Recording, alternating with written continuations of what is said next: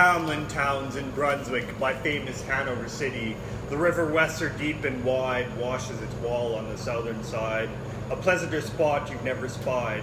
But when begins my ditty, almost 500 years ago, to see the townsfolk suffer so from vermin was a pity.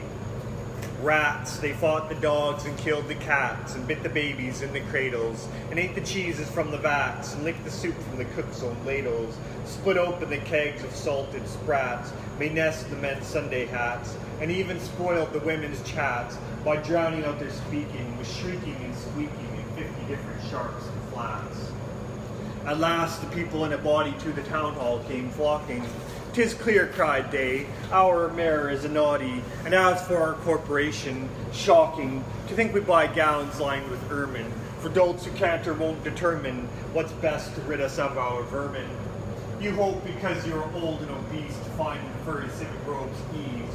Rouse up, sirs, give your brains a racking, to find the remedy we are lacking, or sure as fate will send you packing." At this the mayor and corporation quaked with a mighty consternation. An hour they sat in council. At length the mayor broke silence. "For a guilder eyed my ermine gown sell. I wish I were a mile hence. It's easy to bid one rack one's brain. I'm sure my poor head aches again. I scratch it so, but all in vain. Oh, for a trap, a trap, a trap." Just as he said this, what should hap? At the chamber door but a gentle tap. "Bless us," cried the mayor, "what's that?" With the corporation as he sat, looking little through wondrous fat. Nor brighter were his eyes, nor moister, than a too long opened oyster, save what at noon his paunch grew mutinous, for a plate of turtle green and glutinous. Only a scraping of shoes on a mat, anything like the sound of a rat makes my heart go pit-a-pat. "Come in," cried the mayor, looking bigger, and in did come the strangest figure. His long queer coat from heel to head was half yellow and half red, and he himself was tall and thin, with sharp blue eyes each like a pin, and light loose hair and swarthy skin, nor tuft of hair on cheek nor beard on chin. But lips were smile went out and in, there was no guessing his kith or kin, and nobody could enough admire this tall man in his quaint attire. Quoth one, "It's as my great-grandsire, starting up at the trump of doom's tone, had walked this way from his painted tombstone." He advanced towards the council table, and "Please, your honor," said he, "I am able, by means of secret charm, to draw all the creatures living beneath the sun, that crawl or swim or fly or run, after me, so as you never saw.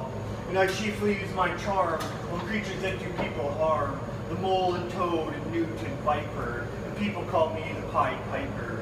And here they noticed round his neck a scarf of red and yellow stripe, to match with his coat the self-same check, and that scarf's end hung a pipe, and his fingers they noticed were ever straying, as if impatient to be playing upon this pipe, as low it dangled over his vesture so old-fangled.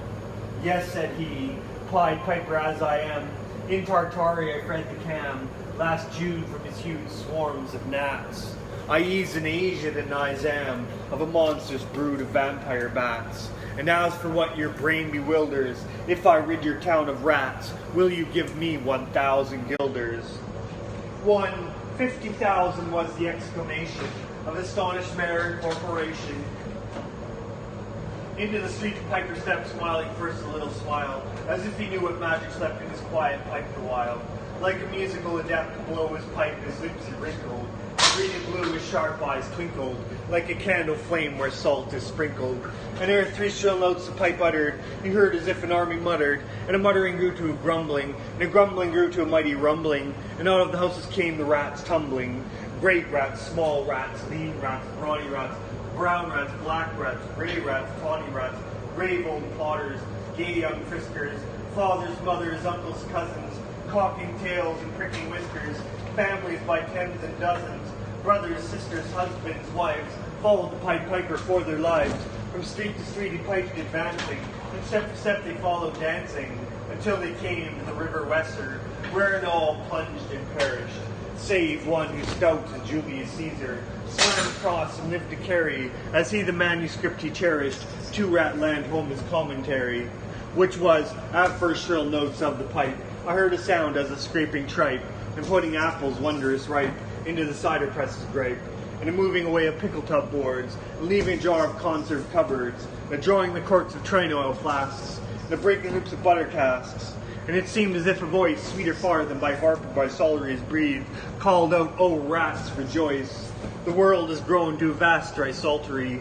So munch on, crunch on, take your nunch on, breakfast, supper, dinner, lunch on, and just a bulky sugar punch on, already staved like a great sun shone, gracious scarce an inch before me, just as me thought it said come bore me, I found the Weser rolling over me. You should have heard the Hamlin people ring the bells, they rock the steeple. Go, cried the mayor, get long poles, poke out the nests and block up the holes, consult with carpenters and builders, and leave in our town not even a trace of the rats. When suddenly up the face of the piper perked in the marketplace, the first, if you please, my 1,000 guilders. 1,000 guilders.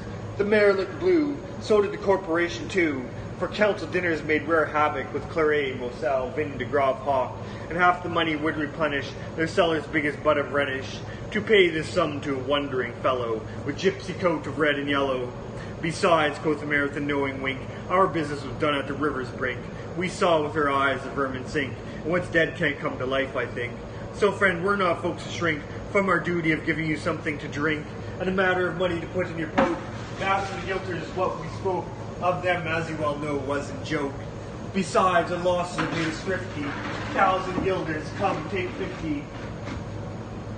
The piper's face fell, and he cried, no trifling, I can't wait beside. I've promised a visit by dinner time, Baghdad, except the prime of the head cook's potage, all he's rich in, for having left me in the caliph's kitchen, of a nest of scorpions, no survivors.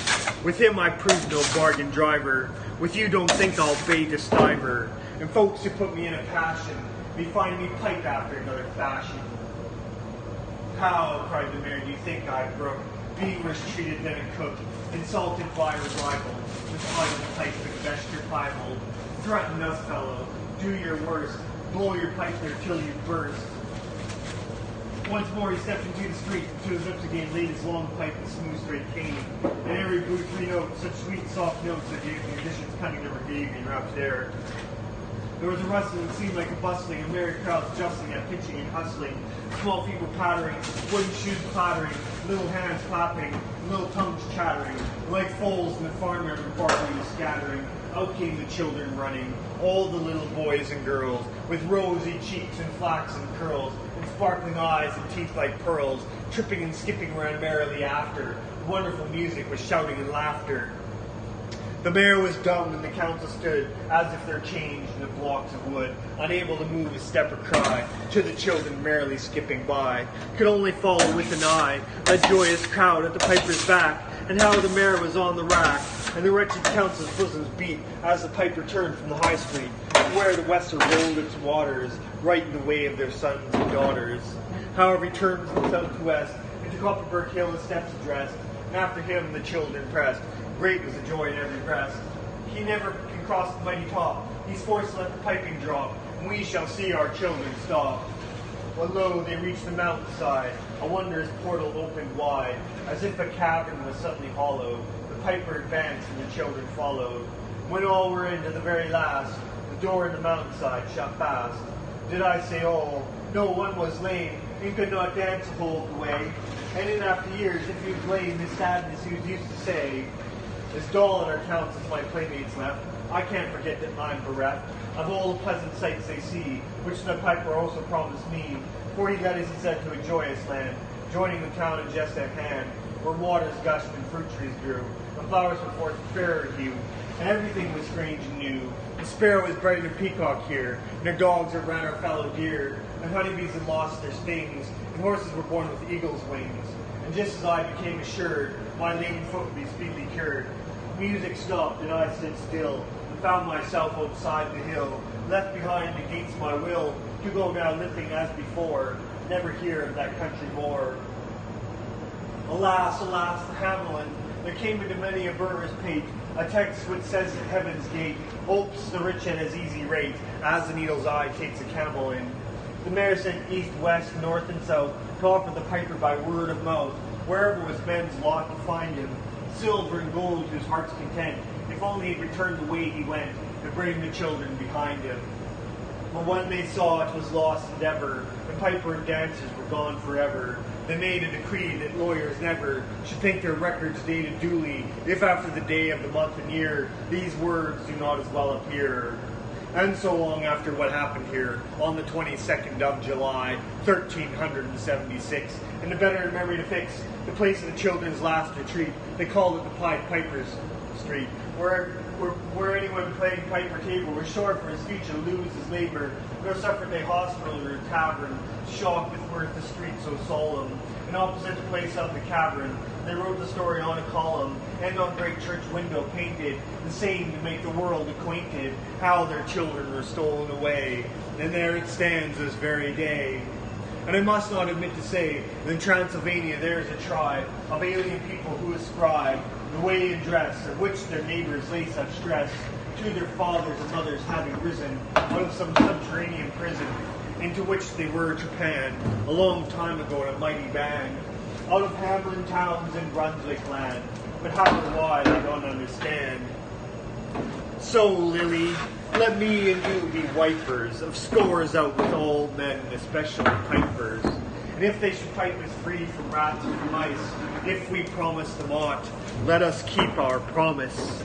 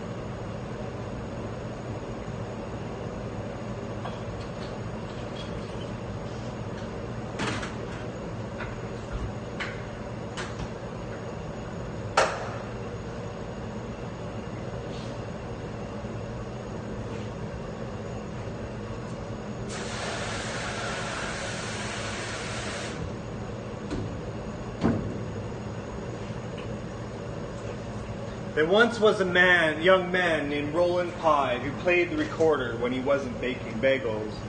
One day he was walking through a park and playing his recorder to rest a while from all his baking, when suddenly he spied a corpse lying on the ground beneath a swarm of flies. He put down his recorder, walked over to the corpse, shooed the flies away, and covered the dead man with stones. Returning to his oven later that day, he found that his oven blade had gone on by itself and already baked half the bagels he needed to bake. From that day on, Roland Pye was the happiest baker alive.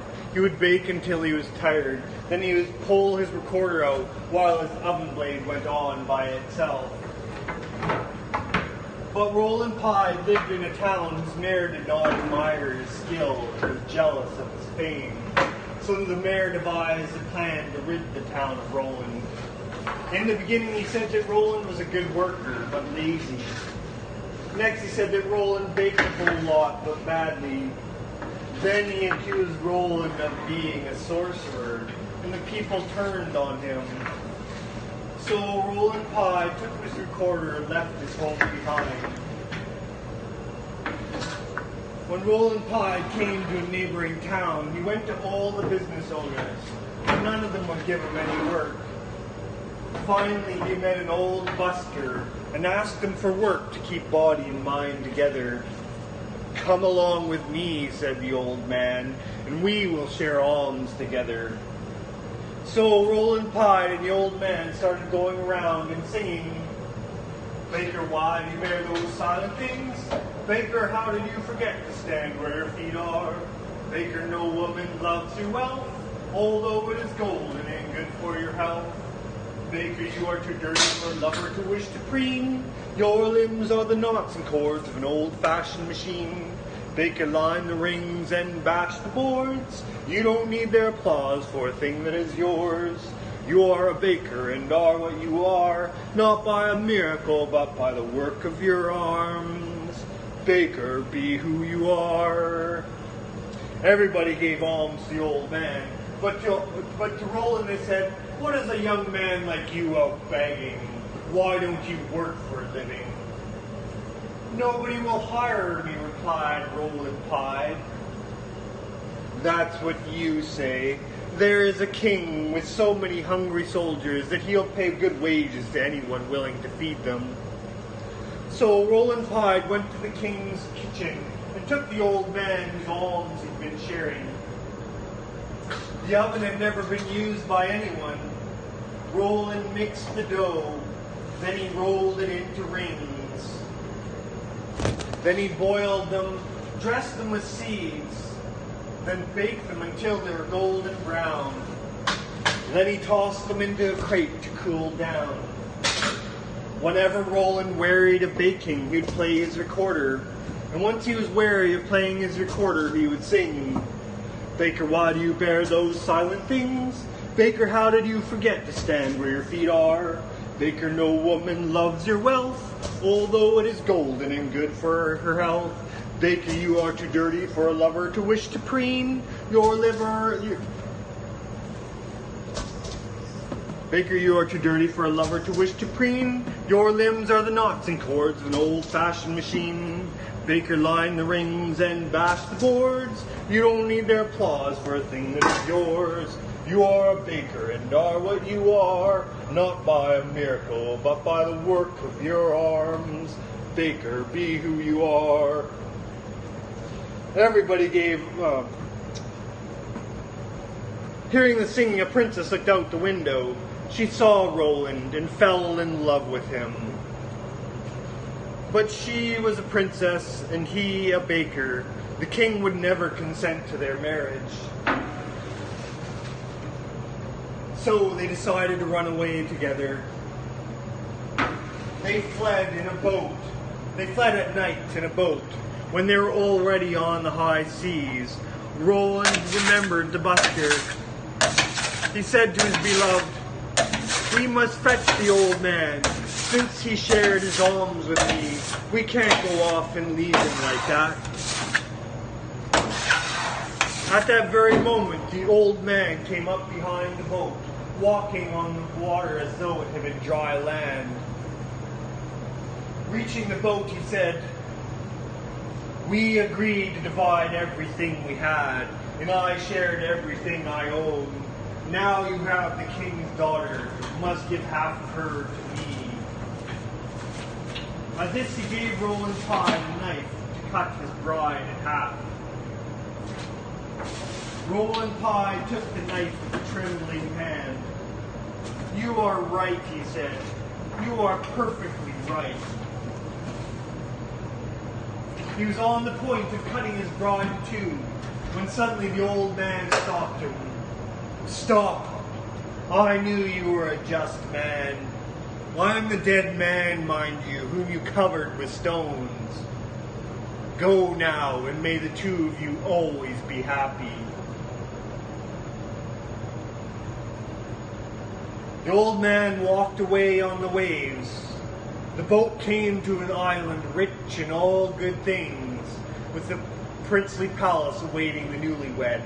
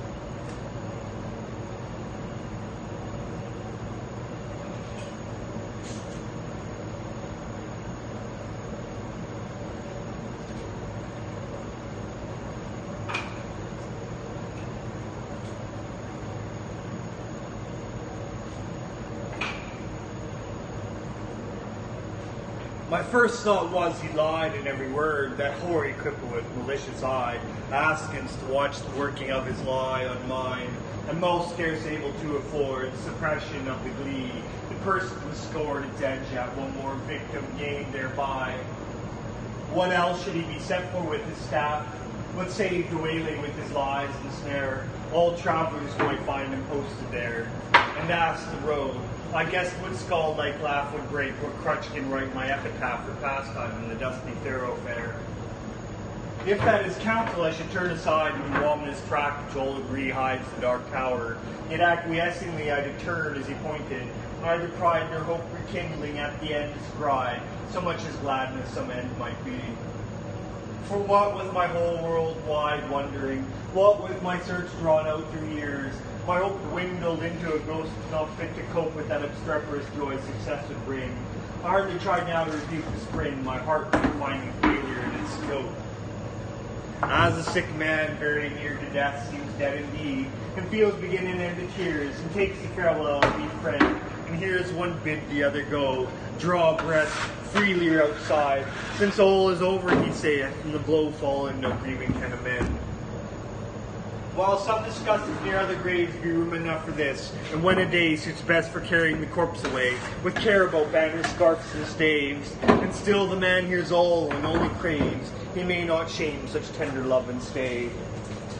Thus I had for so long suffered in this quest, heard failure prophesied so oft been writ, so many times among the band of wit, the knights who to dark tower search addressed their steps, the gist to fail as they seem best, and all doubt was now should I be fit. So quiet as despair I turned from him, that hateful cripple, out of his highway into the path he pointed. All the day had been a dreary one at best, and dim was settling into its close, yet shot one grim brand near to see the plain catch its stray.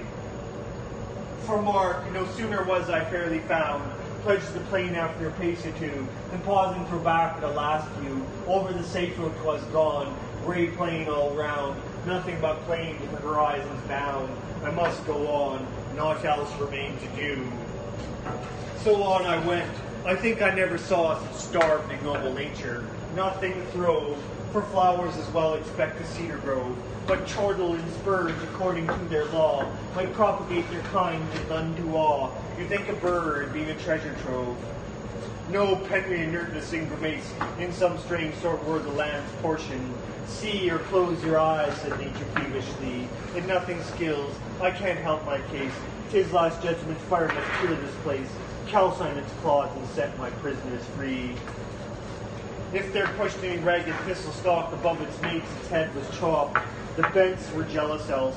What made the holes and rents in the dock's harsh swords these? Bruised was to balk all hope of greenness. 'Tis a brute must walk, passion their life over the brute's intents. As for the grass, it grew as scarce as hair in leprosy. Thin, dry blades pricked the mud, which underneath was kneaded up with blood. One stiff, blind horse, whose every bone stared, stood stupefied however he came there, thrust out past service in the devil's stud. Alive, he might be dead for aught I know, with red, gaunt, and callous neck astrain, and shut eyes beneath the rusty mane. Seldom went such grotesqueness with such woe. I never saw a brute I hated so. He must have been wicked to deserve such pain. I shut my eyes and turned them on my heart. As a man calls for wine before he fights, I asked one draft of earlier, happier sights. Ere fitly I could hope to play the part. Think first, fight afterwards, a soldier's art. One taste of old times sets all to rights. Not it. I fancied Cuthbert's reddening face beneath its garniture of curly gold. Dear fellow, till I almost felt him fold an arm in mine to fix me to that place. The way he used, the last one night's disgrace, out at my heart's new fire and left it cold. Giles, then, the soul of honor, there he stands, frank as 10 years ago when knighted first. An honest man should dare, he said he durst. Good, but the scene shifts. Fall what hangman's hand pinned to his breast a parchment. His own band reads it. Poor traitor spit upon and cursed. Better this present than a past like that. Back therefore to my darkening path. No sound in sight as far as the eye can strain. Will the night send a howl or a bat, I asked, when something on the dismal flat came to arrest my thoughts and change their train. A sudden little river crossed my path, as unexpected as a serpent came, no tides congenial to the glooms. This, as it frothed by, might have been a bath to the fiend's glowing hoof, to see the wrath of its black eddies be spat with flakes and spoons. So petty yet so spiteful, all along low scrubby alders kneeled over it, drenched willows flung them headlong in a fit of broke despair, with suicidal throng, the river which had done them all the wrong, whatever that was, rolled by, deterred no whit. Which while I forded, good saints, how I feared to set my foot upon a dead man's cheek. Each step or field spear I thrust to seek, the hollows tangled with his hair or beard. It may have been a water rat I speared, but ugh, it sounded like a baby's shriek. Glad was I to reach the other bank, now for a better country. Fame, presage, who were the strugglers? What war did they wage? Whose savage trample could thus pad the dank soil to a plash? Toads in a poison tank, or wild cats in a red-hot cage? The fight must so have seemed in that foul cirque. What penned them there with all the plain to choose? No footsteps leading to that horrid muse. None out of it. Mad Druids set to work their brains, no doubt, like galley slaves the Turk pits for his pastime, Christians against Jews. And more than that, a furlong on, why there, what bad use was that engine for? That wheel, or break not wheel, that harrow fit to reel men's bodies out like silk, with all the air of Coffin's tool, on earth left unaware, or brought to sharpen its rusty teeth of steel.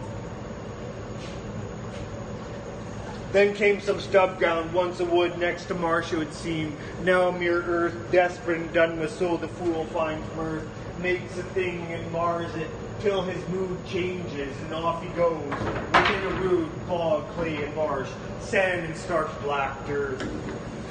Now blotches rankling colored game grim, now patches where some leanness of the soils broke into moss or substances like boils. Then came a palsied oak, a cleft in him, a distorted mouth that splits its rim, gaping at death and dies while it toils. As far as ever from the end, not in the distance, but the evening not, point my footsteps further at the thought. Great black bird, Apollyon's bosom's friend, sailed past or beat his flying, flaming dragon pen, that brushed my cap for first the guide I sought. For looking up where I somehow grew, the plain had given place all round to mountains with such names to grace mere heights and heaps now stolen in view. How thus they surprised me, solve at you. How to get from there was no clear case. Yet half I seemed to recognize some trick of mischief had happened to me, God knows when, in a bad dream perhaps. Here ended then progress this way, when in the very nick of giving up one more time, came a click as when the trap shuts, you're in the den.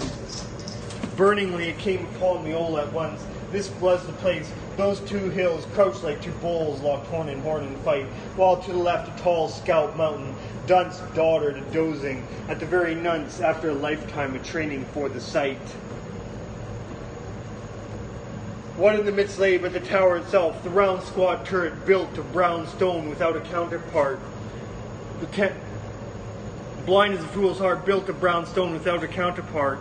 The tempest mocking mouth points to the shipman thus, the unseen shell he strikes on only when timbers start.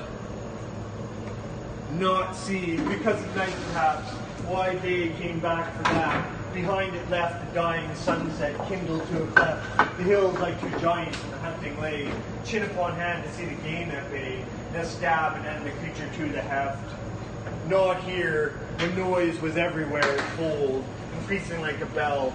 Names in my ears, of lost adventurers, my peers. How such was strong, and such was bold, and such was fortunate, yet was old. Lost, one moment now the woe of years. There they stood, ranged along the hills of myth, the view the last of me, a living frame, for one more picture in a sheet of flame. I saw them through them all, and yet, dauntless, a slug went through my lips, I sat and flew. Child rolled into a dark tower cave.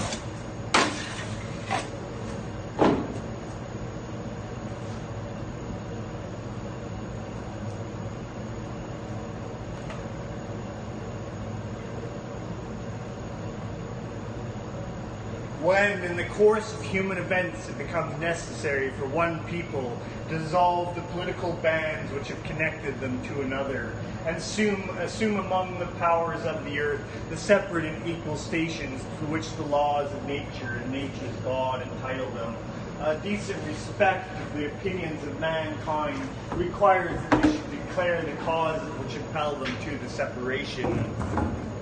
We hold these truths to be self-evident, that all men are created equal, that they are endowed by their Creator with certain unalienable rights, that among these are life, liberty, and the pursuit of happiness. And to secure these rights, governments instituted among men, deriving their just powers from the consent of the governed. And whenever any form of government becomes destructive to these ends, it is the right of the people to alter or abolish it, and institute new government, laying its foundations on such principles, and organizing its power in such form as to them shall seem most likely to affect their safety and happiness. Prudence indeed will dictate that governments long established should not be changed for light or transient causes.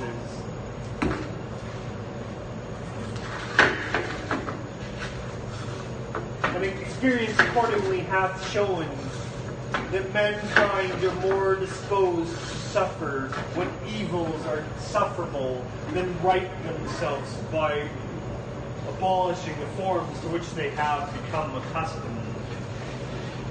But when long trained of abuses and usurpations, pursuing invariably the same object, evinces the design to reduce them under absolute despotism, it is their right, it is their duty to throw off such government and provide new guards for their future security.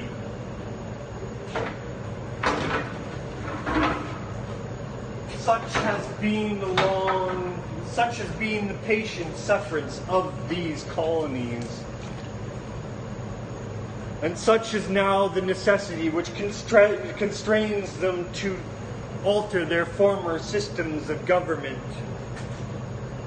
The history of the present King of Britain is a history of repeated injuries and usurpations, all having in direct object the establishment of an absolute tyranny over these states. To prove this, let facts be submitted to a candid world. He has refused assent to laws most wholesome and necessary for the public good.